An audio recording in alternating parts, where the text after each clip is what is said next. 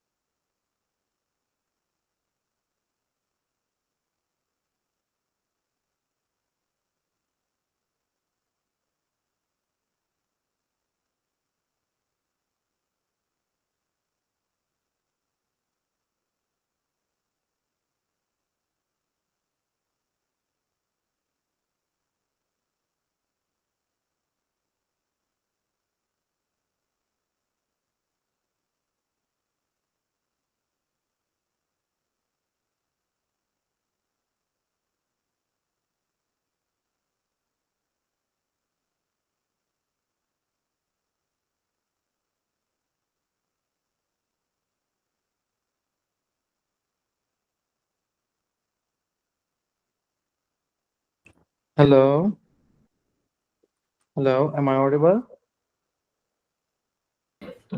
Yes, hello. Okay, that's great. Okay, so uh, we have two little participants. Mm-hmm.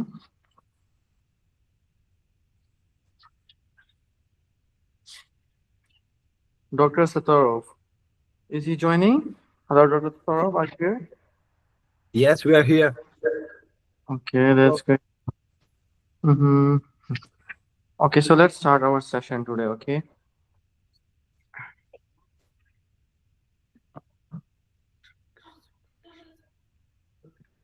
Okay. So yesterday we discussed resistance. Dr. Adonia wanted to have an overview of pulse pressure, right? Hello. Yes, doctor. Okay, pulse pressure. So what is pulse pressure?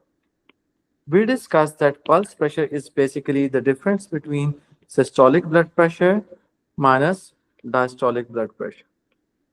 Okay, pulse pressure was the difference between, the difference of systolic blood pressure from diastolic blood pressure, right?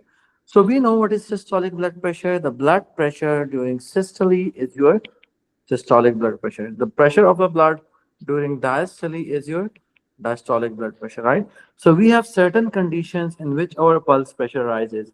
Let's discuss what are those conditions, right? Okay, so aortic regurgitation. Aortic regurgitation, the pulse pressure increases. Can anyone just explain why? Hello? Hello? Hello? Hello? Hi, Dr. Mid. So for that one, like the reason why the pulse pressure increases in aortic regurgitation because blood is going back from the aorta into the left ventricle. Okay.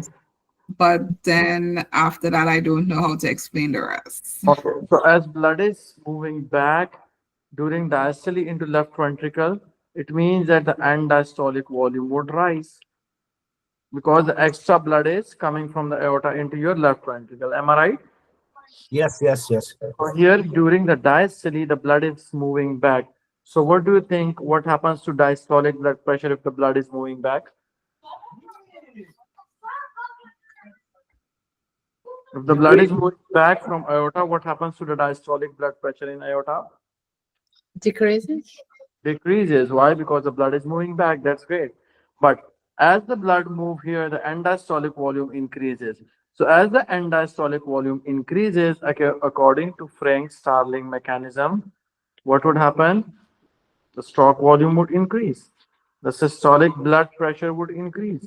So you can see that during aortic regurgitation, the diastolic blood pressure is decreasing, but the systolic blood pressure is increasing. Why? Because we're increasing end diastolic volume, increasing the preload. As the preload increases, according to Frank Starling mechanism, stroke volume would increase and systolic blood pressure would increase, right? So in this case, systolic blood pressure minus diastolic blood pressure. Systolic blood pressure is really high, diastolic is really less. What would happen to the difference between them? It would be increased. So pulse pressure would increase. Yep. Yes. Okay, perfect. Another case, for example, if this is our heart, right? This is your aorta, okay? And aorta becomes stiffened. It's really hard. So we know that what is pressure. If you just remember it from our basic chemistry lectures. So pressure is the amount of force which your gases or your blood is exerting on the wall, right? So exerting the force which the blood in this case is exerting on the wall is your pressure, right? So if aorta becomes stiffened, it's really hard. Normally, aorta is an elastic structure. So as the blood strikes the aorta, aortic is slightly going to move with that, in order and acting as a shock absorber, right? So the pressure generated there would be less. Does that make sense? Hello? Yes. Yes, But it as makes the sense. aorta becomes stiffened, so now the pressure is going to be really high. So we are going to be having isolated systolic hypertension. or increased systolic blood pressure due to stiffened aorta, that is more force is going to be exerted on aorta as it becomes stiffened due to that blood, right? So the systolic blood pressure is increasing, the diastolic blood pressure is constant. What happens to the difference? The difference increases. So pulse pressure would increase during aortic stiffness. Is it clear? Yes, it is. Okay, in obstructive sleep apnea, we have increased sympathetic tone. If the sympathetic tone increases, increased beta 1 stimulation, what would happen to systolic blood pressure? Sorry, can you say again, please? Okay, if we have increased sympathetic activation, increase a lot of catecholamines, we Mhm. know sympathetic basically stimulates the beta 1 receptors on your heart. Beta It's 1 gonna, is to increase the contractility. So as the contractility increases, what would happen to the systolic blood pressure? it's also increased. If the systolic blood pressure is increasing, what would happen to the pulse pressure then? Increase. It will increase. Perfect. In high output states like anemia and hyperthyroidism, right? So in hyperthyroidism, we discussed we are going to have a lot of T3 and T4, but along with that, we're also going to be increased sympathetic activity as well, right? Like there Yeah. are going to be tremors, restlessness, palpitation, arrhythmias. So again, we are increasing the beta 1 adrenergic receptor activity on the heart, which is going to lead to increased systolic blood pressure. Is it clear? And the Yeah. pulse pressure again is going to increase. Okay. Okay. Is it clear? Okay, so the pulse pressure is going to decrease in aortic stenosis. So that make a lot of sense. If this is your heart, this is your aorta, and aorta is stenosed. It means less blood. Okay, what is stenosis? Stenosis is, thickening of your aortic wall, right? So it means that the blood won't leave your aorta, right? If the blood isn't leaving aorta, what would happen to the pressure here? Systolic blood pressure? It would decrease, right? Increase. Because blood cannot move out. Blood Block it. cannot enter the aorta. So if systolic blood pressure is decreasing, what will happen to the pulse pressure? It would decrease. Okay, same as that in a cardiogenic shock. In cardiogenic shock, your heart again is failing. It do not have ability to contract properly. If the heart isn't contracting properly, not enough amount of blood is going to enter into aorta. Again, the pulse pressure, the systolic blood pressure decreases. Pulse pressure decreases. Same is the case with cardiac tamponade, right? What happened in cardiac tamponade? We have blood surrounding the heart, right? Heart is going to be surrounded with blood. So if heart is surrounded with blood, it means now your heart cannot dilate properly because you have that amount of blood, which is restricting the dilation of your heart. Am I right? Yes. If Pressure out. heart is not dilating properly, if heart is not relaxing properly, what happens to end diastolic volume? Decrease. If end diastolic volume decreases according to Frank-Starling mechanism, what would happen to the contractility of a heart? Decrease. And if the contractility of the heart decreases, what will happen to systolic blood pressure then? Also decrease. I'm seeing decrease. Or what will happen to the pulse pressure then? Decrease. Decrease. Decrease. Decrease. Perfect, right? Similarly, advanced heart failure. Is it clear? Pulse pressure topic? Yes. Yeah. Thank you. Yes, thank you. Okay, perfect. So let's discuss. Okay, yesterday we were discussing, okay, what was the topic which S2 splitting, right? Hello? Yeah. Yes, you want S2 splitting. Oh yes, and yesterday I just got disconnected. Really sorry for that because here the weather was really bad and suddenly all of the electricity crashes and so today we are going to cover a lot of things. Okay, just give me a second. Okay, so we were discussing S2 splitting, right? First of all, we should know what is S2. S2 basically, okay, what is S2? Heart sound. Can I Yes. say? Yes. Yeah. S2. It means that double sound. It's A and P sound. Okay, perfect. So S2 is produced whenever your aortic and pulmonic valve closes. Okay, aortic or pulmonic valve closes, it's going to produce S2 heart sound. Am I right? Yes. Okay. So it means it would be having A2 component and P2 component. During inspiration, what happens? S2 is going to split. Why?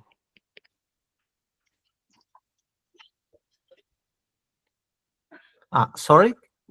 During inspiration, we are going to hear the splitting of S2. Why? Because it's gonna be delayed. One of them. Yes, but yesterday we discussed the entire mechanism in detail, right? What happens to right-sided preload? What happens to the left-sided preload?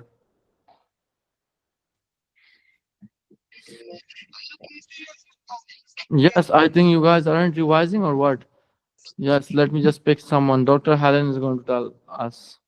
Why do we have S2 splitting, especially during inspiration?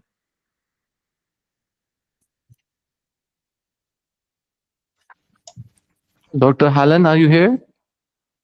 Yes, I am.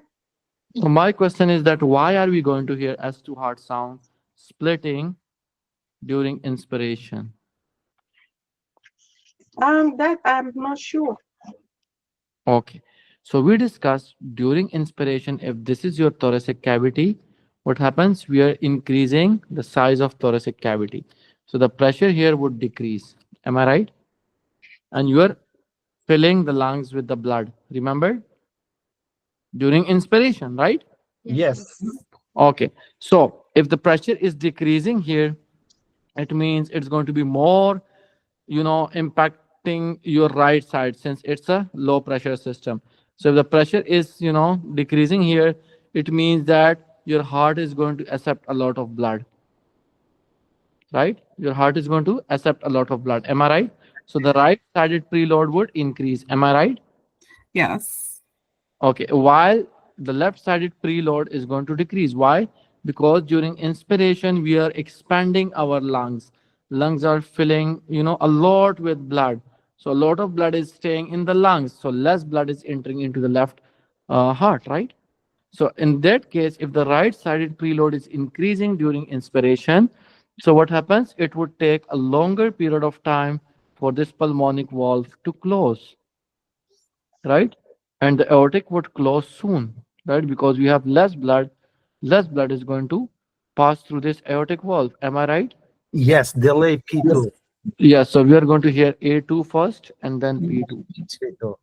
right? So this is basically splitting of S. your S2 heart sound. Mhm. Is it clear? Yes. Yes. Okay, perfect. Then we have wide splitting. Okay. Okay. Wide and fixed split. Let's discuss fixed split first, right? Fixed split. So yesterday we were just discussing it. For example, if this is your heart, and let's suppose if someone is having atrial septal defect, right? So in atrial septal defect, with every contraction, some amount of blood is going to enter into the right atrium. Am I right? Let me just give it an arbitrary number that is 20 milliliter of blood is flowing into the right atrium. Am I right? So it means that with every contraction of your heart, 20 milliliter of blood is going to, or extra blood is going to enter into your right side. Can I say that? Yes. Yes. Okay, if this 20 milliliter blood is going to come into the right side, it means it's going to delay the closure of pulmonic wall for some period of time, some specific period of time. Let's suppose every 20 milliliter blood, whenever it's passing, is delaying 1 second, closure. It's delaying the closure of the wall for 1 second, right? Let's suppose 20 milliliter of blood is coming, it's delaying the closure of wall for 1 second. 20 milliliter again in excessively delaying the wall for next 1 second, right? So Yes. you can see it's a fixed split. Like after every 1 second, we are going to have this split, right? So this is the concept of wide fixed split, right? So fixed split is seen in which condition? In atrial septal defect. Is this concept clear? Hello? Sorry. Can you say again, please? Okay. We have, for example, if someone is having atrial septal defect, right? It means that with every contraction, some specific amount of blood is going to flow into the right sided heart. Am I right? Yes. Yes. Okay. So let's suppose that's 20 milliliter of blood. Let's suppose. Okay. Mhm. So if this extra 20 milliliter of blood is flowing into the right-sided heart, so it would delay the closure of heart for some period of time. Delay the closure of pulmonic valve for some period of time. Am I right? Because that's an extra blood which have to flow through the pulmonic valve. So as this extra blood is flowing through the pulmonic valve, it would be delaying the closure for some period of time, Yes. some time period. So let's suppose that's a 1 second. It's an arbitrary number, right? So you can see that after every 1 second, we are having this split. So A2 is going to be seen first. And then after 1 second, due to the extra 20 milliliter delaying it for 1 second, we are going to have that P2 component. So you can see it's a fixed split. You know, fixed Yeah. split basically means for a specific period, in a specific period of time. We know that's 1 second. Why is it 1 second? Because constant amount of 20 milliliter blood is flowing into the right side with every contraction. Is this concept clear? Yes, yes, I got it. Okay. Yeah. So in atrial septal defect, you're going to have a lot of MCQs. That's basically your fixed split, right? The next one is wide split. So can anyone just tell me the concept of wide split? You guys can just read it from the first page. Who is going to explain this wide split? Uh, just well, this is gonna be like my opinion, what I'm thinking about it, what I know. Mhm. And like it's just like the white splitting, like the second heart sound Mhm. refers to to note the separately between aortic and pulmonary valve. Okay. And it looks like when the first is going like and then the second sound, the second S2. It's yeah, because they're gonna happen really just more delay between A2 and first cycle is little bit delayed, and the second cycle is gonna be more delayed. Yes. Perfect. For this, it's called wide. It's more wide. The second. It's more wide. Perfect. Yeah. So we discussed that, during normal physiological splitting, during inspiration, we are going to see some splitting, right? So if this split is a wide split, if Mhm. you're hearing A2 component and after, like if you just compare it with normal inspiration, it's the P2 component is going to, occur after more time, right? Yeah. For normally, if I was just seeing A2 and after 1 second I was seeing or I was just hearing this P2 component. So in wide split, I'm going to hear it after 2 seconds. So for a normal individual, let's suppose it's a 1 second. So in wide split, if it's more than 1 second, that's going to be your wide split, right? Yes. Yes. Okay. And when do we see this wide split? That make a lot of sense. The splitting was seen due to delayed closure of your pulmonic wall, right? It Yeah. means that in wide split, something happens which have delayed the closure of pulmonic valve more as compared to a normal individual, right? Yeah. For example, the normal one when inspiration, while inspiration, well, it's gonna be like a 1 second or 1.5 second. Mhm. Wide, it's gonna be double. Yes, it's going to be double, right? It's going to be double. Perfect.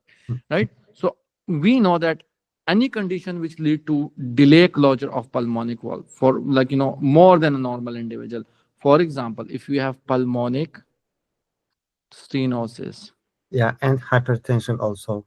perfect, hypertension as well. So if we have hypertension or pulmonic stenosis, it means that the valve is going to be really small, so it's going to it's going to push blood. Your right ventricle is going to push blood, and it would take more time for the for this pulmonic valve to close.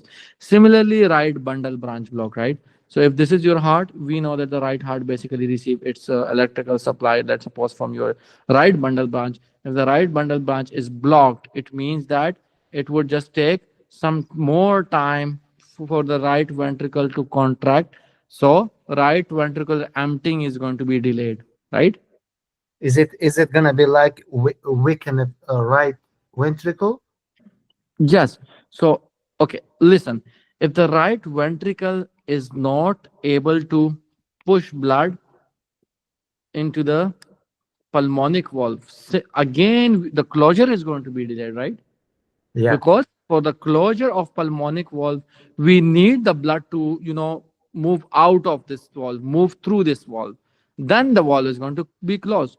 So, for example, A2 is closed here, and we have right bundle branch block. So it would just take, more time for the right ventricle to contract. Okay, it will just take more than usual time because still the left bundle branch can just supply, give the electrical impulses, but it would just take a little bit time, right?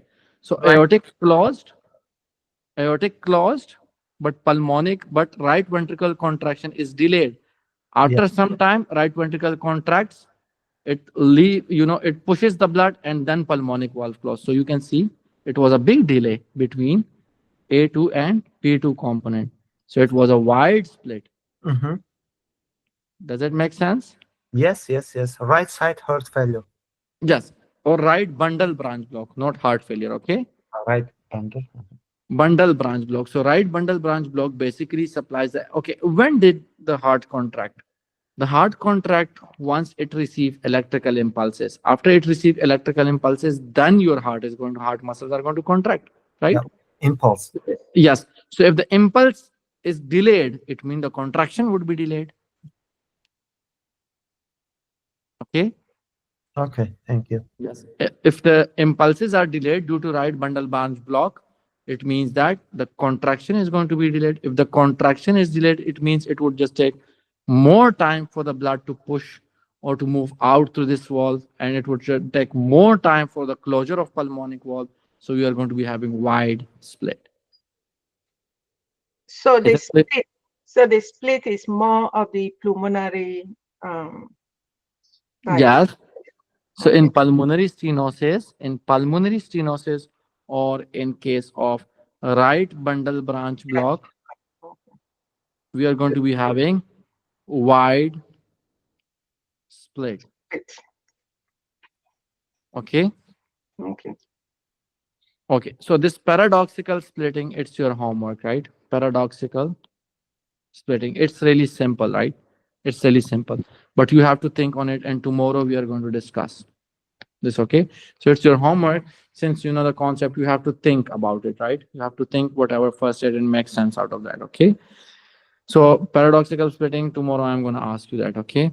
So then you have auscultation of heart. It's really, really important to know that where do we auscultate different heart sounds, different murmurs, because sometimes in your U world, it's really difficult to, only hear the murmurs and diagnose. It's really difficult.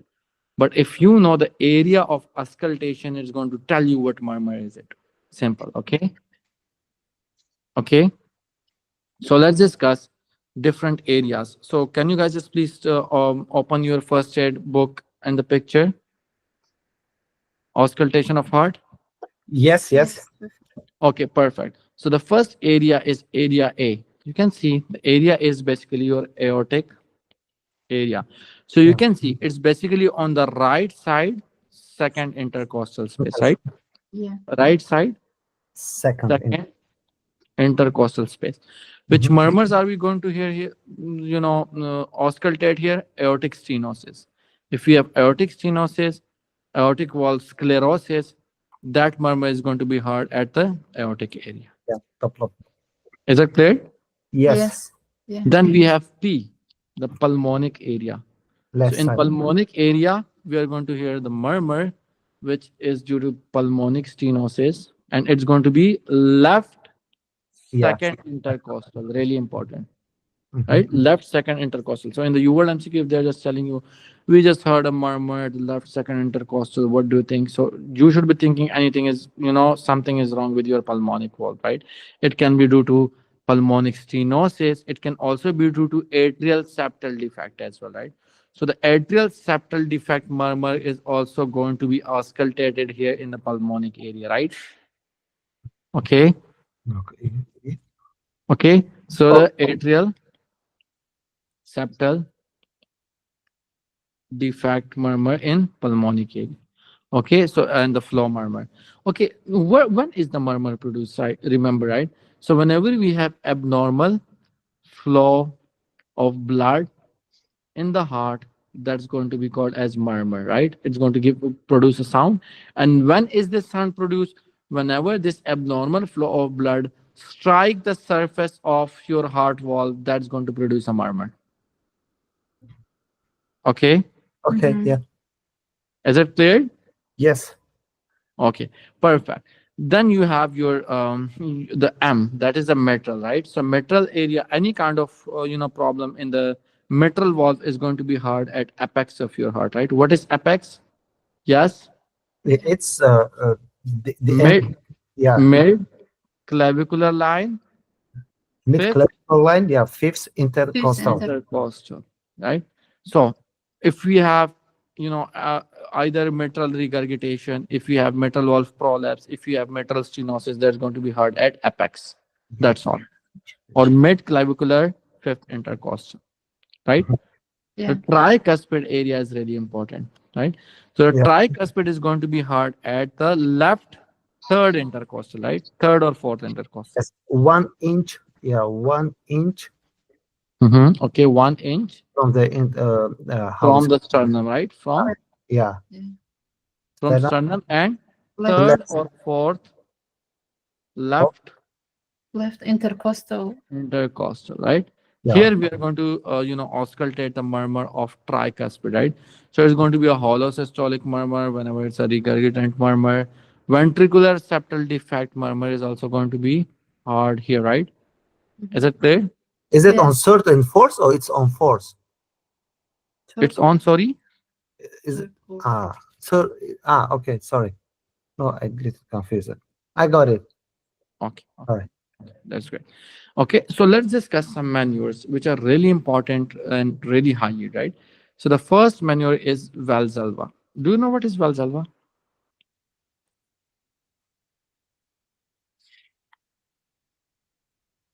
Yes.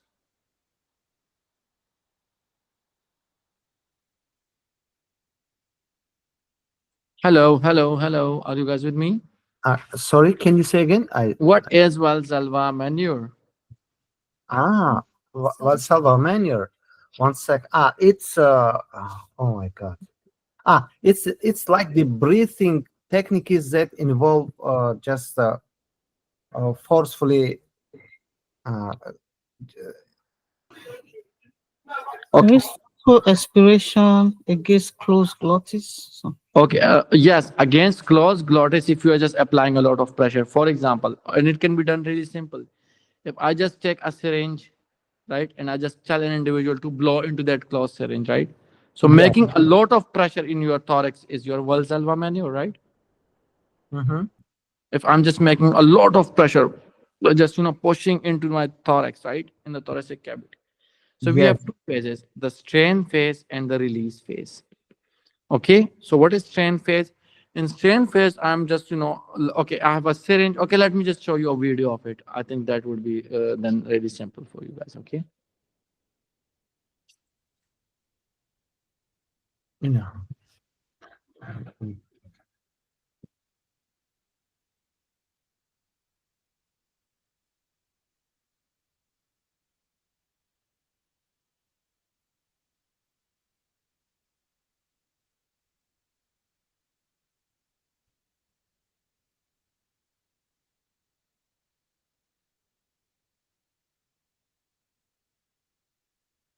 Can you guys just see my screen? No. No, we can't. We're seeing it now. Okay, so this is basically your Valsalva manure, right?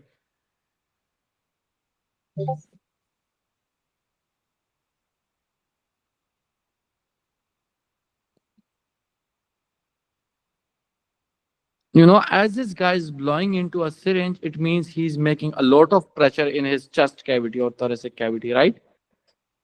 Okay. Hello. Yes. Okay, so he's making a lot of pressure in his thoracic cavity or his chest cavity, right? Thoracic cavity. And after that, if he just removes the syringe, that's going to be okay. The strain phase is going to be as he's blowing into the syringe, and as he left the syringe, just like that, it means that that's the release phase, right? So what happens in the strain phase? Let's just discuss this concept. For example, if this is your thoracic cavity and this is your heart, if I'm just making a lot of pressure here, we discussed that this pressure is going to be more experienced by your right heart because right heart is low pressure system, right? Yes. It's a low pressure system.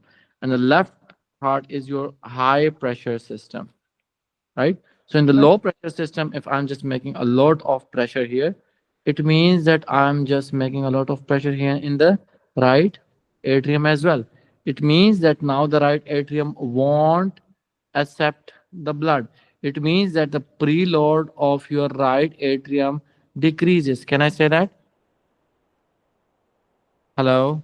Yeah. Yes. Yes. If the preload decreases, what happens to the mean? Okay, MVP, which is the okay. So decreased left ventricular. Okay, if I'm having less preload to the right side, it means I'm having less preload to the left side as well, because ultimately this blood is going to enter into the left side, right? So the left side volume is also going to decrease, right? Right. Yeah. Okay. So we are going to discuss something, a lot of pathologies, hypertrophic obstructive cardiomyopathy, and we are going to discuss, a lot of things there, right? That what happens to the murmur in Valsalva and HCM. Okay. So we are going to discuss that there, right? But you should know what is Valsalva. And in the release phase, I'm going to release the pressure, right? Right. Yeah. Hello? Okay, in the stress phase, the preload decreases. In the release phase, the preload would increase because I'm releasing pressure here at the right atrium. Now it's going to accept a lot of blood. Is it clear? Yes. We Yes. have passive leg raise. If I am raising the legs, it means that I'm pushing a lot of blood into the heart, right? It means I'm increasing the venous return, right? It means I'm increasing the preload, right? Right. Yeah. Yes. So leg raise maneuver is going to increase the preload. Okay, it's going to okay. Is it clear? Then we have squatting.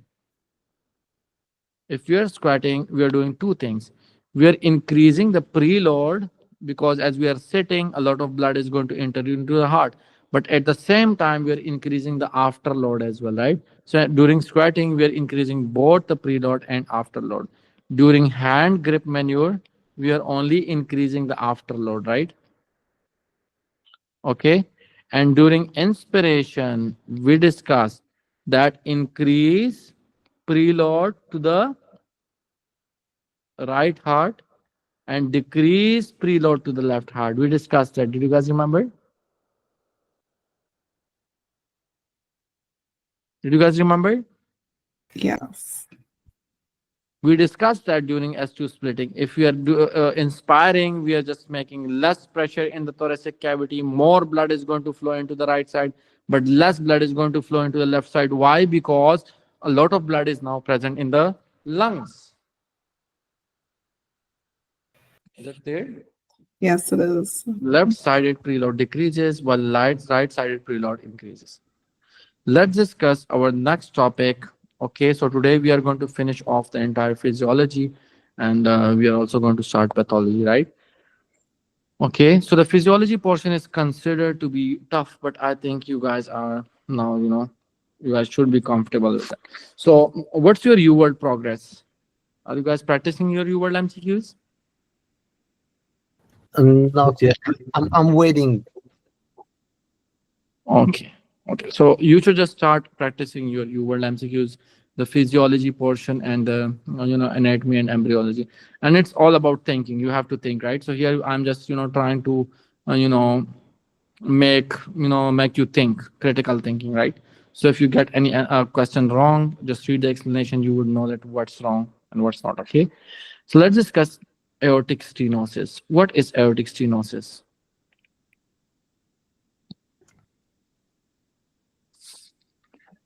When the aorta Yeah. become stenos, right? So which heart murmur are we going to hear whenever we have aortic stenosis? Crescendo, decrescendo.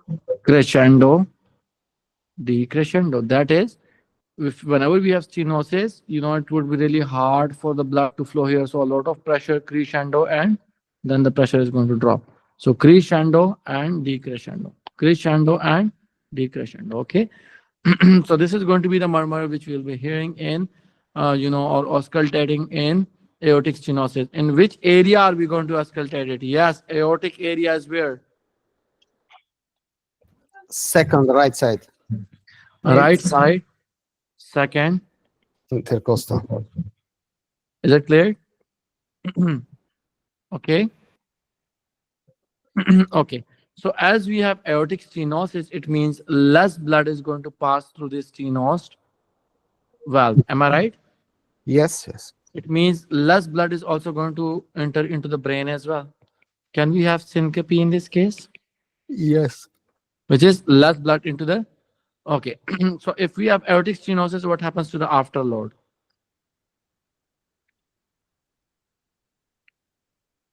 High. Afterload would increase. If the afterload is increasing, it means that now your heart have to pump with a greater pressure in order to overcome that afterload. So can we have concentric hypertrophy as a result of that? Yes. Yes. Or okay. Or if this individual already is having, let's suppose, some kind of coronary artery disease, that is atherosclerosis. So would we be having demand and supply mismatch?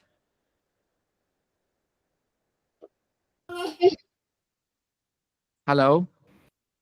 As the afterload increases, it means now your heart have to pump with a tremendous amount of force, right? Yes. It means the heart requires a lot of oxygen now in order to pump heart, in order to have a lot of contractility. Heart require a lot of blood supply, a lot of oxygen as well, right? Hello? Yeah. Yes, it But does. if this individual already is having any kind of atheroma, less blood supply, and now the demand is increased and the supply is less. So it's a demand and supply mismatch, right? It's Yes. a demand and supply mismatch of oxygen. And whenever we have demand and supply mismatch, we are going to be having ischemic pain Yes. because the heart is going to vulnerable to ischemia. Why? Because the demand of blood is more, but the blood is less. And then the heart, this ischemic pain would present as angina. Okay. Hello. Yes. Yes. Okay. And the murmur produced, that is crescendo, decrescendo, is going to radiate towards your carotids. It's really important to know, right? It's going to radiate towards the carotid. So who can have aortic stenosis? Aortic stenosis can occur with age-related calcification. If the aortic wall become calcified, a lot of calcium is laid there. That's a aortic valve calcification, right? Hello? Yes. So this aortic valve calcification, with age, we can have a lot of calcification. It would lead to aortic stenosis and bicuspid aortic valve as well. Some of the individual have bicuspid valve. Normally, we have three cusps present in the aortic valve, but individual with bicuspid valve, one of your UWorld MCQ is going to have aortic stenosis before age of 60, like in their 40s, they can get aortic stenosis. Already the common kind of aortic stenosis is going to be seen in elderly due to calcification. That's a common, cause of stenosis. But if you are having stenosis in a 40-year of an individual, it's more probably due to bicuspid aortic valve. And why? As we have bicuspid aortic valve, not tricuspid, which is normal. So we are going to be having a lot of, pressure here at this valve. And this lot of pressure is going to lead to dystrophic calcification. The calcium can enter and it can lead to calcification even before their 60s, right? And they can get aortic stenosis. Is it clear? So we are going to have syncope as we discussed, because less blood is flowing out through the aortic valve. It means that less blood is going to enter into the brain, which is going to give us syncope, right?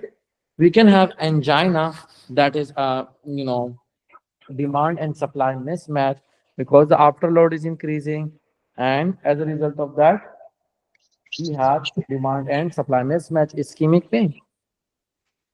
Okay. Yeah. Cardiac hypoxia. Sorry. Cardiac hypoxia. Yes, cardiac hypoxia. Perfect.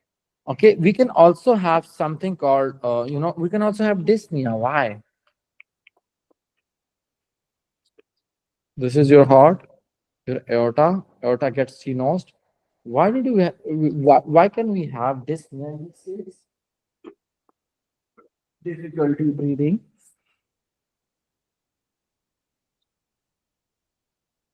Yes, please think. Think, please. Hello, hello. Because of the oxygen demand. Mhm. Because of the oxygen demand, why will we be having dyspnea? Yeah, because you having less blood going to the. Okay, let me just give you a clue.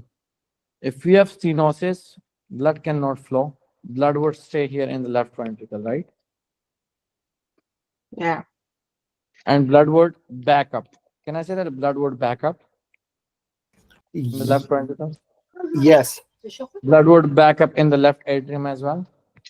yes, Blood would back up in the lungs as well. yes, If we have backup of blood in the lungs, a lot of hydrostatic pressure, can it lead to edema? Yes. yes, Pulmonary edema. Would it be difficult for us to have, oxygen exchange? Mm-hmm. So will we be having dyspnea? Yes or no? Yes. Yes. it's Correct. like pulmonary venous hypertension. Yes. Yes. It's going to be a kind of hypertension, right? Yes, Okay. Then we have mitral and tricuspid regurgitation, right? Mitral regurgitation or tricuspid regurgitation. So if this is your heart, you have mitral valve here. What is regurgitation? That the valve cannot close properly. If the valve cannot close properly, it means with every contraction, some amount of blood is going to enter into the left atrium. Am I right? yes. That mitral regurgitation, which murmur is going to be associated with it? Hollow systolic murmur. Where are we going to auscultate it? Right second intercostal space. Mm. No, that's like mitral area, right? Oh, you're talking about mitral? I thought we're Yeah. talking about aortic. Okay. Where is mitral area? At the apex.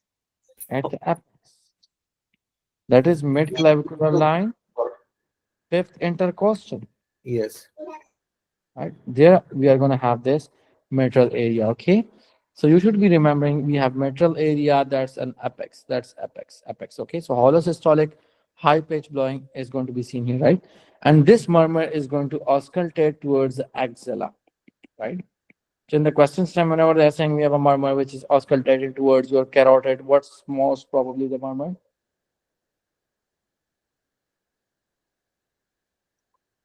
Hello? Sorry, can you repeat, please? If we have a murmur that's radiating towards carotid, so what do you think? What murmur is that? Hello? That's aortic. Murmur that is radiating towards carotid, that is which murmur is going to be? Is it going to be?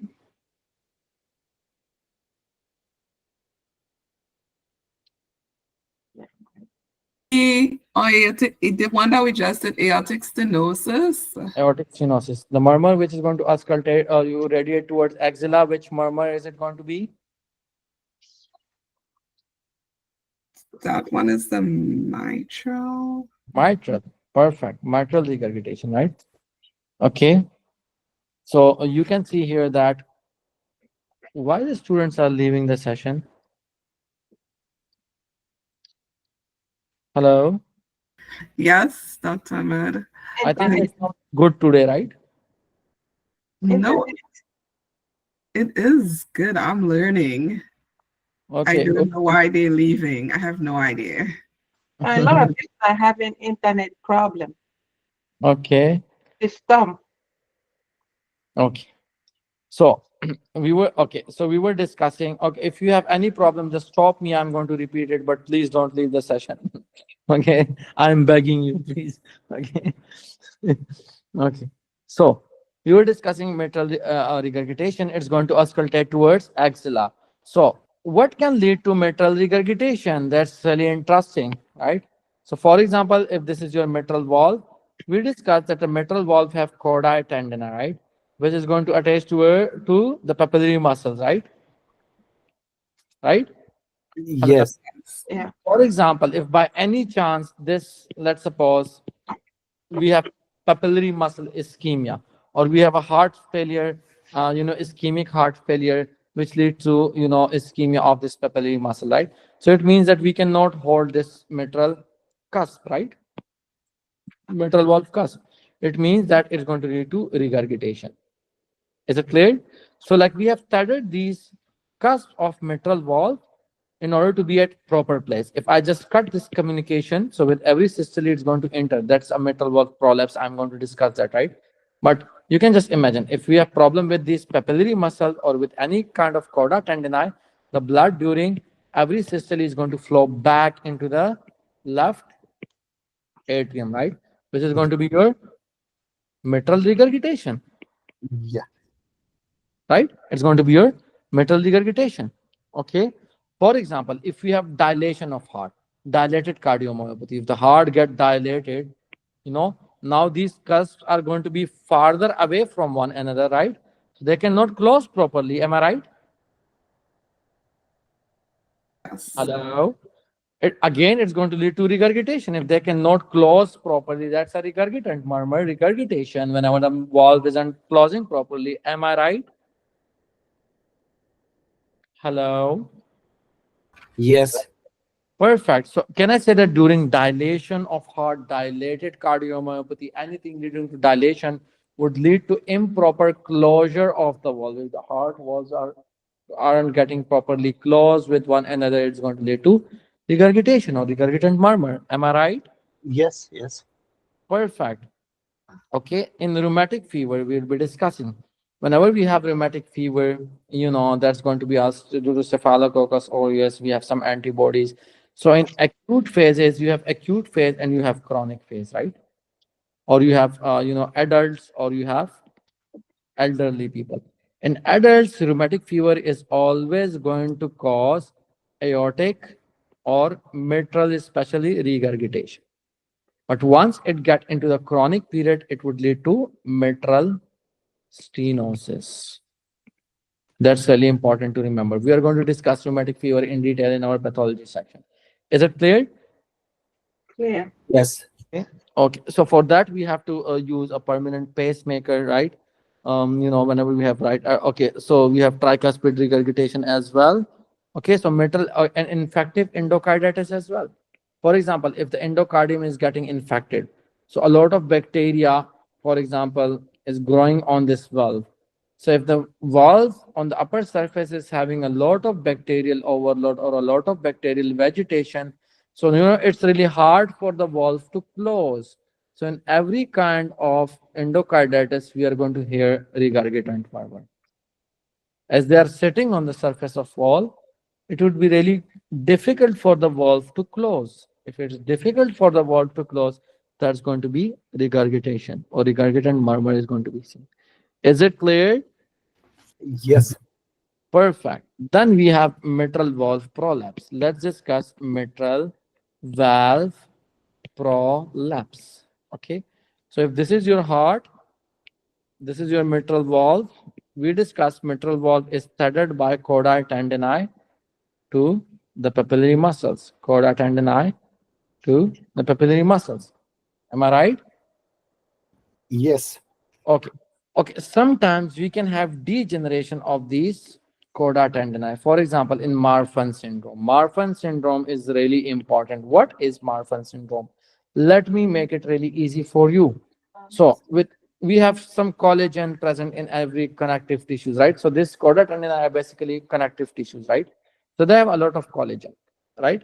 So the collagen are basically strengthened by a gluing material, right? You have a glue kind of material which basically strengthen the integrity or integrity of your collagen. Is it clear? That material you can say is fibrillin, right? And it's encoded by a gene called as fibrillin 1 gene. Is that clear? Yes. It's a connective tissue disorder. So, for example, in Marfan syndrome, we won't be having this gene. Simple, right? Let me just make it really simple. It means we won't be having that fibrillin particle between collagen structures, right? It means that the gluing material between the collagen is lost. If the gluing material between the collagen is lost, it means that this part of your chorda tendini, which is a connective tissue, having a lot of collagen, which have these fibrillin, are going to become loose. Can I say that? They're going to become loose, not tight, right? Yes.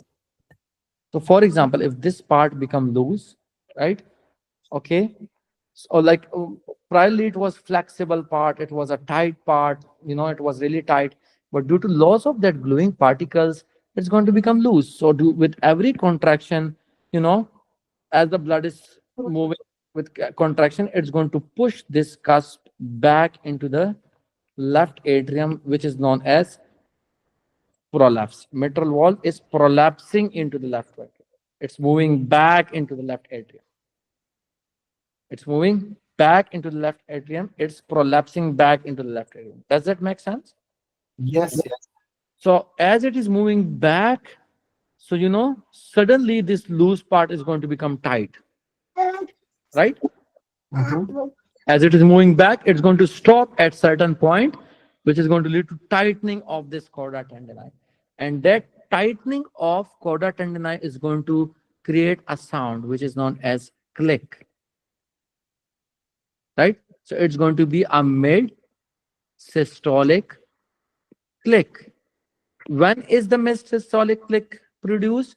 Whenever the chorda tendini suddenly tightens, suddenly it becomes tight. Okay, suddenly it's pushed, it's going to produce a click sound. Is this concept clear? Yes.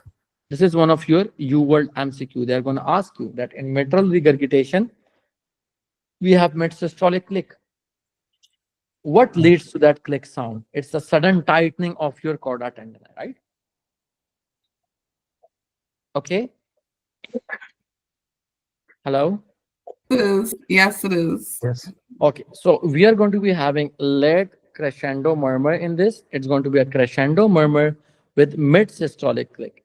So as the blood is moving back, it's going to be giving you the late crescendo murmur with mid-systolic click, right? And occurs after, okay, so best heard at the apex, we know that, and loudest just before S2. When is S2 produced? S2 is due to closure of your aortic valve, right? Yep. I'll take. Right? So Yes. it's going to be before S2, before the blood moves into the heart, before aortic valve become closed. Before the closure of aortic valve, we have systole, right? Systole before closure, right? Before closure of aortic valve, which event is there in the heart? That's a systole, right? Yes. So during systole, we discussed we are going to be having this prolapse back into the left atrium. So that's your mitral valve prolapse. Okay. Okay. Thank you. Okay. Perfect. So okay. So usually it's benign, as they're just discussing. It can just predispose an individual to infective endocarditis. Why? Why can we have infective endocarditis in this case? That make a lot of sense. A lot of blood is moving back and back into the left atrium. So we can have stasis of blood in the left atrium. Stasis, right? If a lot of blood is staying there, blood is moving, but again, it's, with systole, again, it's moving back. Blood is coming down with every systole, again, it's moving back. So it's a kind of stasis here, right? And stasis leads to infection. We know that, right? We discussed it in our first lecture. Stasis leads to infection. So here the stasis is going to lead to infective endocarditis, right? Yes. So it can be caused by a rheumatic fever. Rheumatic fever can cause that. We can have, okay, now, as we discussed, the myxomatous degeneration in connective tissue disease. That's basically your Marfan syndrome, which we are going to discuss in our pathology section, right? So in mitral, okay, so in mitral valve prolapse due to sudden tensing of chorda tendini, we are going to hear that mid-systolic click, crescendo murmur with mid-systolic click. Is it clear? Clear. Yes, Perfect. it is. Then we have our VSD. We know VSD. We discussed VSD in detail. Ventricular septal defect is going to produce hollow systolic murmur where at inferior, left inferior sternal border, right? Or left lower sternal border, right? Where especially at the tricuspid area. Remember? Hello? Hello? Yeah. Okay, and we discussed, if you guys remember, okay, let me just ask you this question. For example, if the defect is big, what will happen to intensity of murmur? Increase or decrease? It'll decrease. Decrease. If the defect is small, what will happen to the intensity of? It will increase. It will increase. Perfect. Okay. Then we have our aortic regurgitation, right? Aortic regurgitation. What happens in aortic regurgitation? For example, if this is your heart, this is your aorta. So during diastole, the blood is going to flow back into your left ventricle. That's your aortic regurgitation. Which heart sound is going, which murmur is going to be heard? That's going to be your decrescendo murmur, right? Yes. A2. That's going to be okay. How can we get aortic regurgitation? Aortic regurgitation can be due to aortic root dilatation. If the root get dilated again, these cusps are going to move apart from one another. If these cusps move apart from one another, it's really difficult for them to close. You know, it's difficult. So it's going to lead to regurgitation. Blood is going to flow back into left ventricle, which is regurgitation. Is it clear? Yes. Okay, Yes. perfect. So if we have a bicuspid aortic valve, again we can have this aortic, regurgitation. Endocarditis, we know endocarditis is aortic root dilatation or okay, all right, okay, okay. So we are going to be having wide pulse pressure. We discussed that, and another thing which you should just keep in mind, we are going to have head bobbing. We are going to be having pistol short pulses, and that make a lot of sense. How? I'm going to show you a video of that as well, right? So what is head bobbing and pulse, pistol short pulses? One of your UWorld MCQ. Okay, if the pulse pressure is widened, what do we mean by that? We discussed in aortic regurgitation, the systolic blood pressure is going to increase a lot, right? Hello? Yes. Yes, it Yes. will. Going to decrease a lot. So if this is your blood vessel, right? So a lot of increase in systolic blood pressure is going to lead to dilation of the blood vessel, right? The blood vessel is going to become more dilated. A lot of blood is going to be there. Why? Due to increased systolic blood pressure. And sudden decrease in diastolic blood pressure is due to collapse of the blood vessels, right? Yeah. So we are going to have sudden dilatation and sudden collapse. Sudden dilatation of blood vessels and sudden collapse. So if the blood vessel is dilating, collapsing due to increased pulse pressure, increased systolic and really decreased diastolic blood pressure. So it's going to appear as head bobbing, thrombing, right? The vessels are going to be, suddenly dilating, suddenly collapsing, which is going to appear at pistol short pulses, right? It's a pistol, Yes. Is it clear? Yes, it Yes. is. Yes. Okay. Then we have our mitral stenosis. Mitral stenosis. What happens in mitral stenosis? That's really important to know. Okay. Okay. For example, if I have a bottle of a soda, right? In a soda bottle, we have a lot of pressure, right? So, for example, if it's closed by a cork, okay, and we have a lot of pressure in a soda bottle. If I'm just removing this cork with a thumb, it produces a sound. If you guys know, that's a plop sound, right? Okay. Yes. Have you guys experienced that? Yes. Removing the cord directly is going to produce a sound. Okay. So, yeah. So in mitral stenosis, what happens? That's really important. For example, if this is your heart and this is your mitral valve, right? So in mitral stenosis, basically, we are going to have Not mitral valve. If the mitral valve is stenosis, it means a lot of pressure is going to build in the left atrium. A lot of pressure is going to build in left atrium, right? So Yeah. can it be considered as a soda bottle having a lot of pressure? Yes. So when you open it, Yes, and suddenly whenever we are opening that bottle, that we are whenever you're opening the sound, so we are going to hear an opening snap sound, right? Opening snap sound, right? Yeah.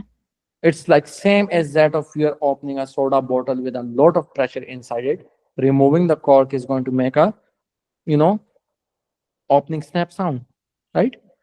And as it is open, since we know that it's a stenosis valve, the blood then is going to move really slowly, really slowly into the left ventricle, right? So this slow movement of blood into the left ventricle is basically called as a rumble sound, right? It's going to give us a delayed rumble, mid to late murmur, right? So small rumble sound is going to be heard when a little amount of blood is frequently flowing through that stenosis valve. So opening sound with delayed rumble. That's going to be highly specific for mitral stenosis. Okay. Yes. Hello. Yes. Okay. yes. So we are going to be having decreased interval between S2 and opening snap, which correlates with severity. It's really important, right? For example, if this is your heart, you have someone is having, let's suppose, mitral stenosis, right? Okay. When do we hear the S2 heart sound? S2 heart sound is basically seen after, you know, your aorta closes, Paula. right? And as the aorta closes, then we are going to be having a diastole, right? Yes. And during diastole, the first step during diastole was opening of your mitral valve, right? Mm-hmm. Okay. So, for example, let's consider a normal individual. A normal individual, let's suppose his aortic valve closes. After some time, his mitral valve is going to open, right? Mm-hmm. And he won't be having an opening snap sound, right? But in case of individual with mitral stenosis, it's really hard for the mitral valve to open. That's what stenosis is called, right? Stenosis is hard for the valve to get open. That's stenosis, right? Right. Yes. Yeah. We discussed initially as a definition of it. Okay. So the time interval between S2 and opening snap is if it's high. If it's high, just make sense of it. If you hear S2, normally you can have, like, in a normal individual, the mitral valve have to open, normally, after a brief period of time during diastole, right? But if if some mitral stenosis, it means it's hard for the mitral valve to get open. So it would take some time between S2 and opening snap. It will be having some time in between them as he's having mitral stenosis. Does that make sense? Yes. Yes. It's If like the- early diastole. yes. So if the time interval between S2 and opening snap increases, it means that if the time interval increases, it means it's taking more time for the mitral valve to open during diastole. Am I right? Yes. Yes. Yes. It's taking more time for the mitral valve to open during diastole. It means he's having severe mitral stenosis. Yep, it's worse. So can I say that as the time interval, decrease it, okay, between S2, it would correlate with increased mitral stenosis. Okay.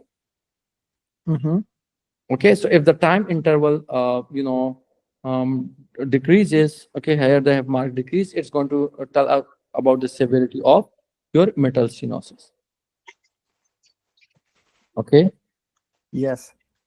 Okay, so here you can see that when do we see this mitral stenosis?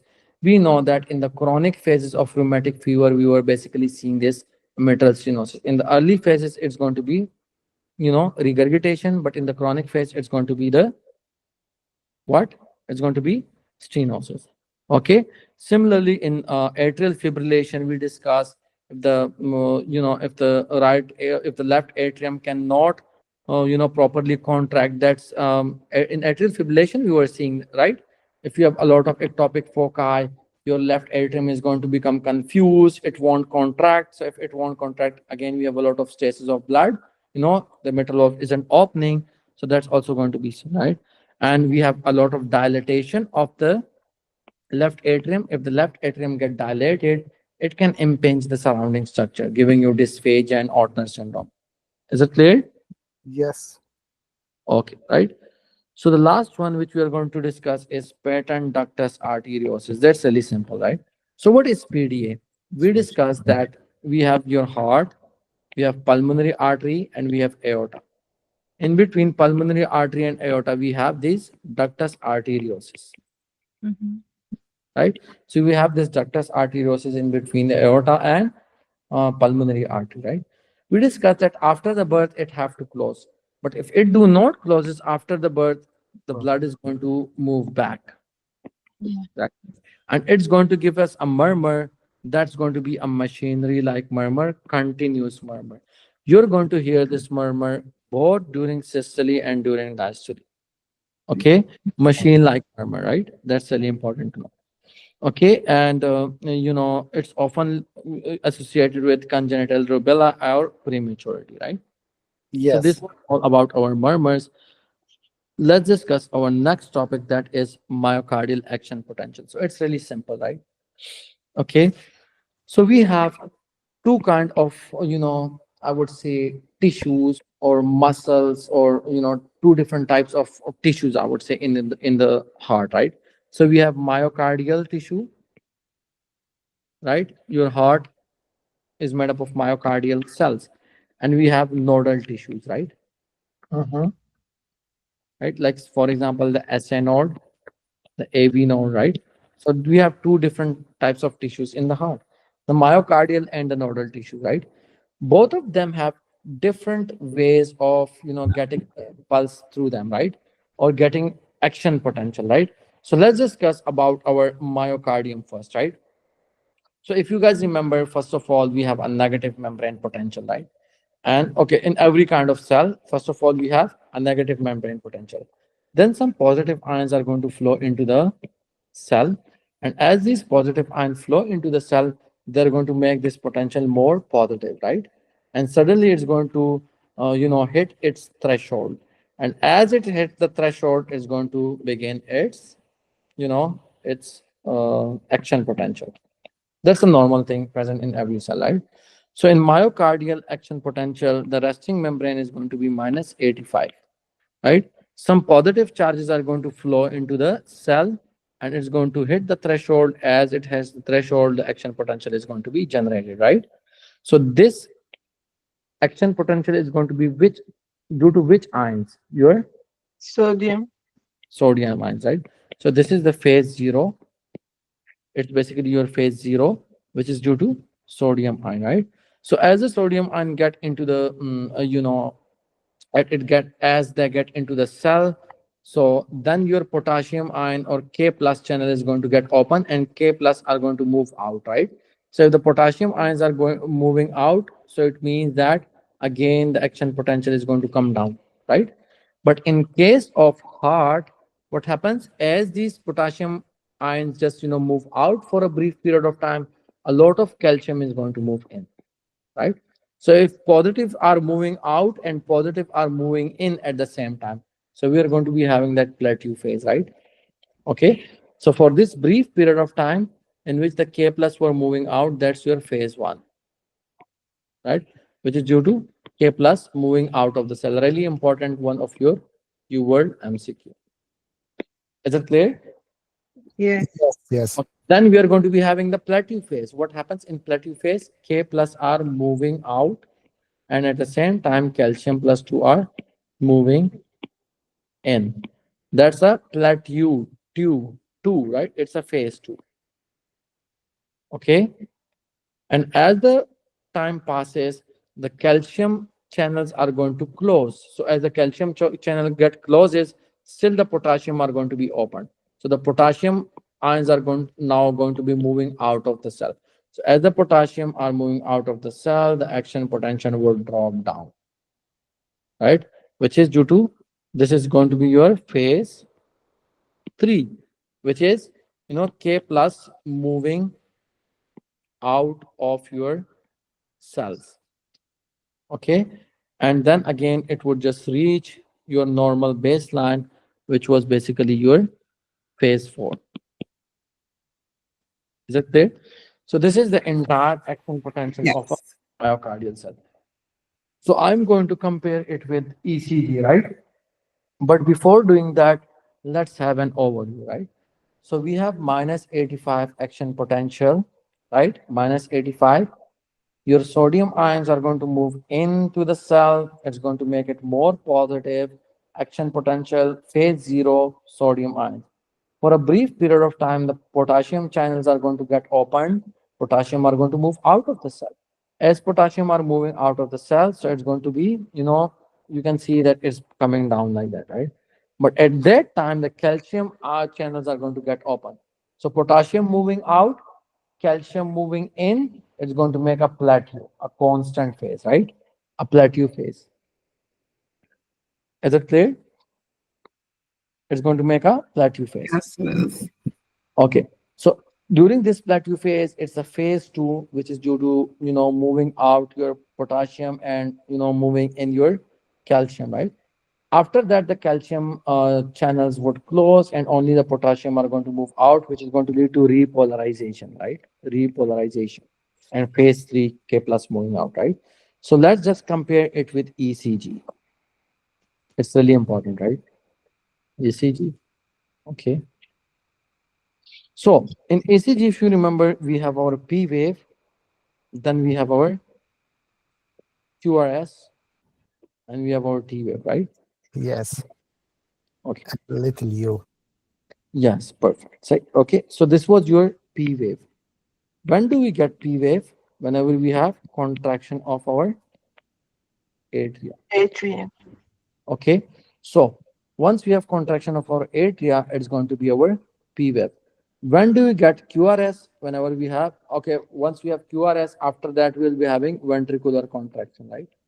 And T wave was due to ventricular Repolarization. repolarization. Perfect, right?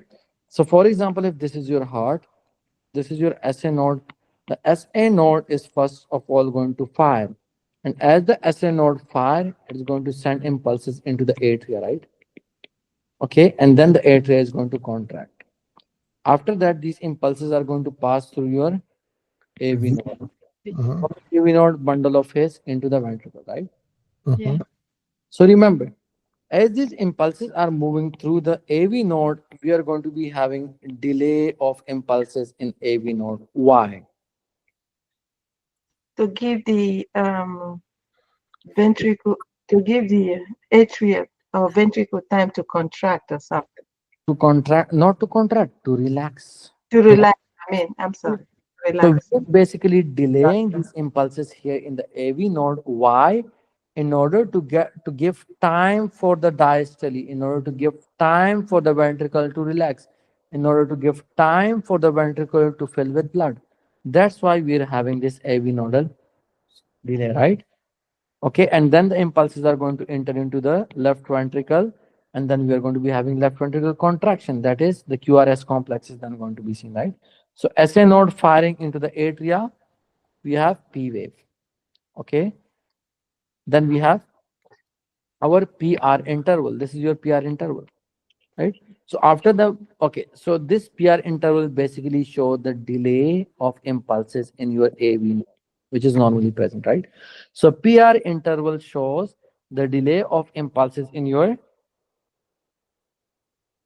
AV node. Is it clear? Clear. Okay. So in different kind of AV block, we are going to see that the PR interval is going to be prolonging. PR interval prolongation mean we have more delay in AV node, right? Okay.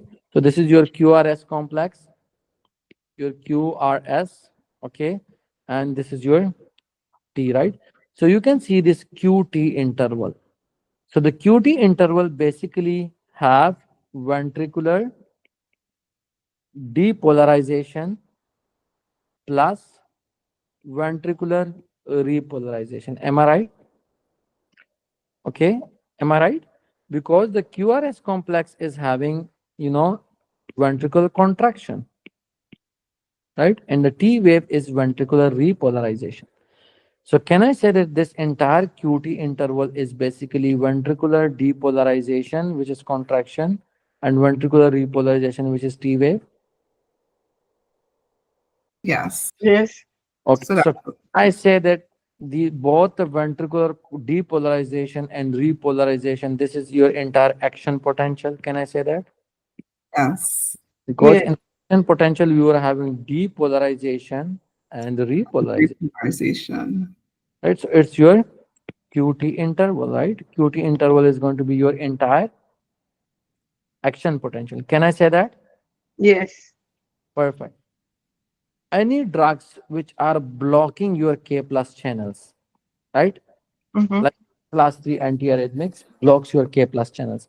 If I'm blocking the K plus channel, it means that now the K plus would slowly move out of the cell like that. Am I right? Yes. So can I say that whenever I'm just blocking the K plus channels, the QT interval is going to prolong? Can I say that? Yes. So any class of drug which are blocking your potassium channels, right? It's going to lead to prolongation of QT interval. Am I right? Yes.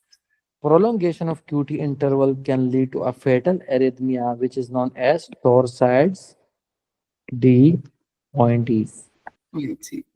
right? Torsades D pointes. Prolongation of QT interval. Really important. So I discussed that certain drugs can lead to blockade of K plus channels, leading to QT interval prolongation called as Torsades D points, right?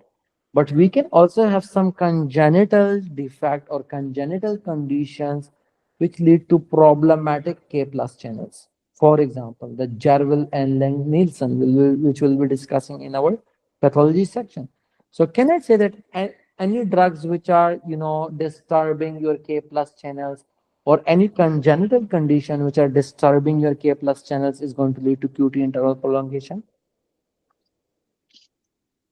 Yes, you could say that. Yes. Okay. So if it's leading to prolongation of QT interval, so can I say that these condition, any condition which have problems with K plus channels are going to lead to Torsades G points, fatal arrhythmia?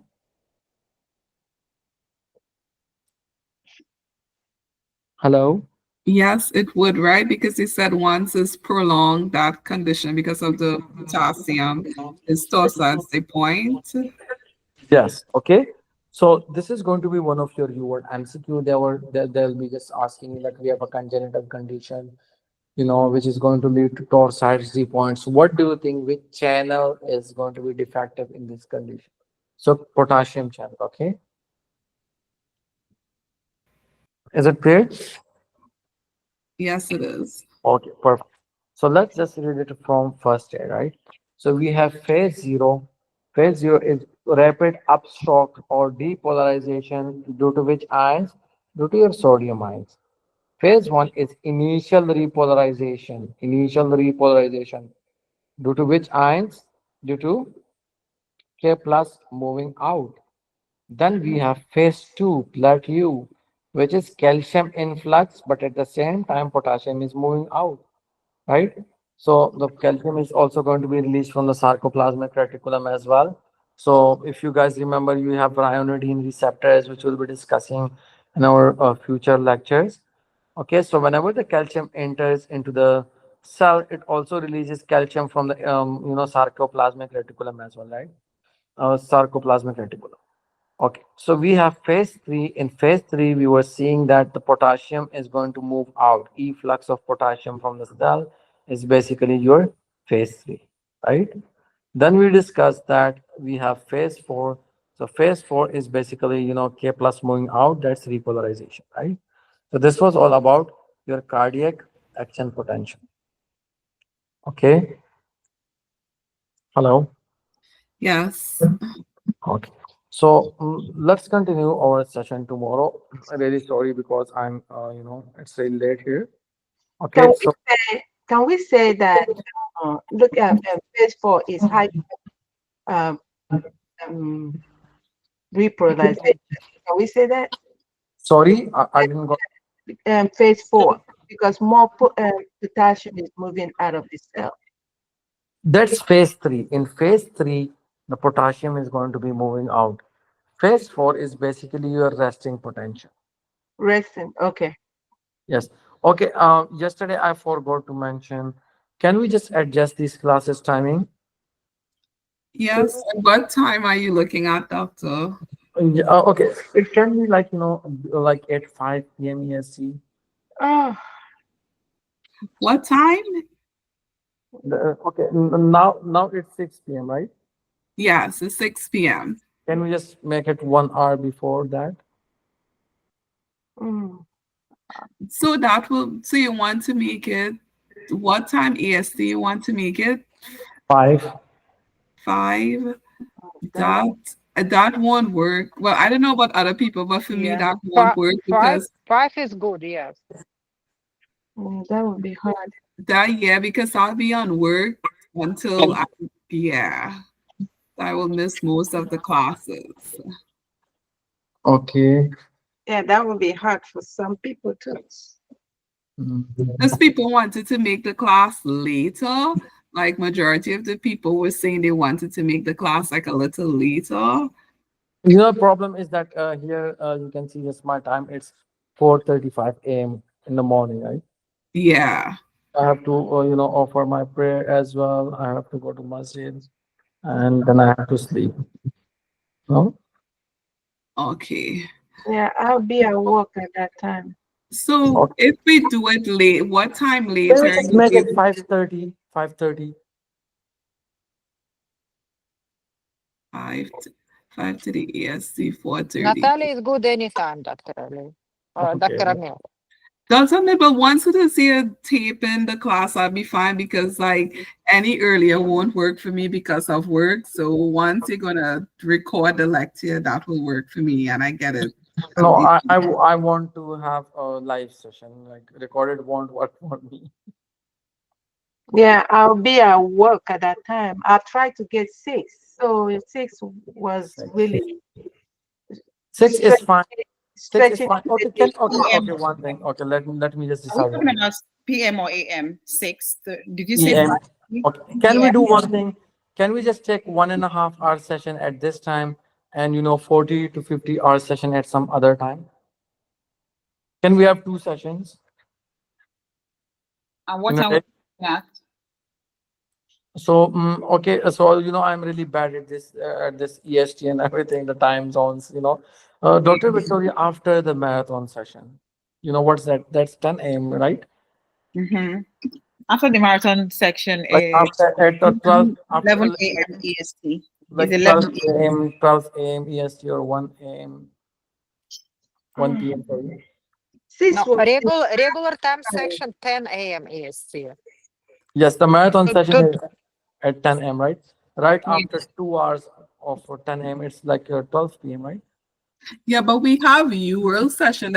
Dr. Ahmed, like if you're gonna do like for I don't know, I'm not gonna talk for everybody, but I'm just saying for me, if you do 1 or 1.5 of session, that is like for me, that is good enough for the day because I don't know if other people attending the marathon because I'm Like still doing that and I'm doing the URL. So then I need time to study too. So I don't have much time to go over stuff. So like 1.5 hours of lecture Like at this. at this time, actually, I can only just have 1.5 hour of session because I have just seen my That's fine. Yeah, 1.5 is pretty okay. I mean, that's fine. But Yeah, yeah. But 1.5 there's something wrong with the current time. Did you want to move it 30 minutes? About like 5:30? Actually, I wanted to have a 2 hour of session, but at this time I can only manage 1.5 hour session. Dr. Ahmad, like this One is hour, the 1.5 hour section. Is it 6 p.m. or 5 Yes, p.m.? at 5 p.m. currently at 6 p.m. After 6 p.m. I can manage 1.5 hour. If you can just make it like half an hour before, so I'll be able to take 2 hour of session. That's my concern. Yeah, can we make like for 1.5 hour, because I couldn't attend the marathon because the time keep changing. Now I thought I have it done with this, and to change the time, Yes. it's kind of hard. So Okay, Dr. so- Mid, we are okay with an hour and a half. I am okay. I Okay, think so- Helen, Victoria, are you okay? Hour and a half is 6 enough. p.m., 1.5 is okay. Then Yeah, we can I But say here's the thing, can one I and say a half, something? if the 1.5 hour is, as he's saying, did he say 5:30 EST? it says 6. No, It's stick 1.5. current time. He said, The same time for 1.5 hour. Is that what he Yeah. said? yeah. That would be good. So I think it's everybody fine. can be in there. Can I say something? I think it's fine though. Excuse me, can I say? Sure, you have the ground. Yeah, actually, this is my opinion.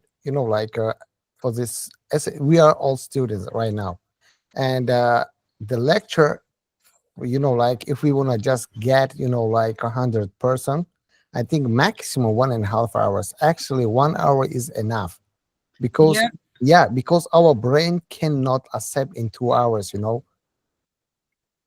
Yeah, And that's like, yeah. So the because of, for example, for me, I'm not young, that just to accept in 2 or 3 hours everything. For me, actually, 1.5 hours is maximum. Yeah, that's that's One similar to hour, Dr. 1 hour, I can get everything. If 30 minutes, Then we can do one thing. We will just take session on Saturdays as well then. Okay. yeah, let's do 1 hour every day and Saturday also. Yes, and just only Sunday off. yes. Yeah, But let's it's do gonna this. be 6 p.m. Eastern time, right? Yeah, 6 p.m. Eastern time. Yeah. 1.5 That hour would work for session. me. 1.5 hour, 1.5 hour, but we are going to include that Saturday as well. Okay? No, we're going to do 1 hour, right? If we're doing Saturdays. Maximum 1.5 hours. What? Actually, 1 hour is enough. Okay, maximum 1.5 hour. Okay. Yeah, for me, yeah, I can accept, I can understand in 1 hour. If more than 1 hour, I can get, 50%, not just, my brain gonna tire. Okay, no problem. We are going to do that like that. Okay, we are going to be having an extra session on Saturday and maximum 1.5 hour. Okay. Okay. Okay. Thank you. Thank you so much. Thank you, and see you in Oh, tomorrow. so hold on 1 minute. So to clarify, we're now doing this. We're maintaining our time for 6 p.m. every day now, Saturday Yes. inclusive. So we're having it 6 days a week, 1.5 hour. Is that correct? Yes, that's good. Okay, and then we're maintaining 6 p.m. Is that correct? Yes, that's correct. Okay. Thank you. Okay. Wow. Thank you. Thank you. One last thing, Dr. Mead, when are you going to post this? When are you posting this particular recording? Oh, yes, I'm going to post it, once I just wake up. Please, I'll appreciate it because I wasn't even here for this class. I know I was present, but I was absent because I needed to handle some things that were very important. But please, I'd like to watch it this night. Sure. Please. Yes. I'll just do it as soon as possible. Thank you so much. I'll appreciate it. Okay, please just leave the session so that I Sure. can just get I can just get the recording as soon as All right, possible. sure. Thank you. Bye-bye. Thank you. Bye.